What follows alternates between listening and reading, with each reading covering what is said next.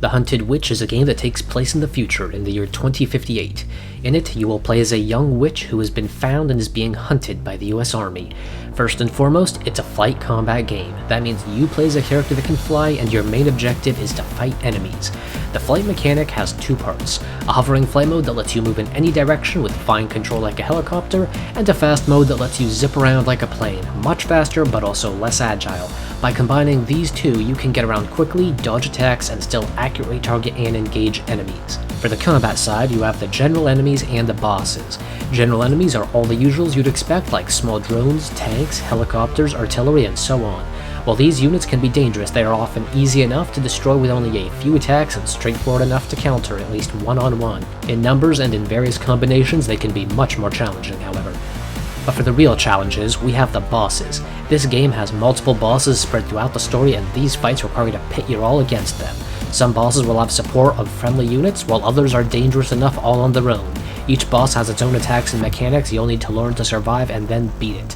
These aren't all cakewalks. Every boss besides the first one has at least one attack that can one-shot you if you take it head-on. These fights will often require careful maneuvering and positioning as much as a good aim and ability to dodge. In addition, you may all but require certain spells to counter various enemies. So, how does the combat work? Simple. You have access to various spells that each have their own unique uses.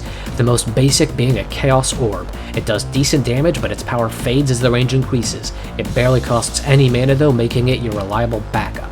You have attacks that rain down constant streams of slow-moving explosive arrows or giant fireballs, or lightning that can arc to nearby targets, making it excel at intercepting missiles or agile enemies, or your powerful Crystal Lance that can pierce through multiple enemies and deal massive damage, at a correspondingly high cost though, or the utility to simply teleport around or enter a state of stealth. Each spell has its own uses, and careful use of the right spells at the right time is key to defeating enemies quickly and efficiently.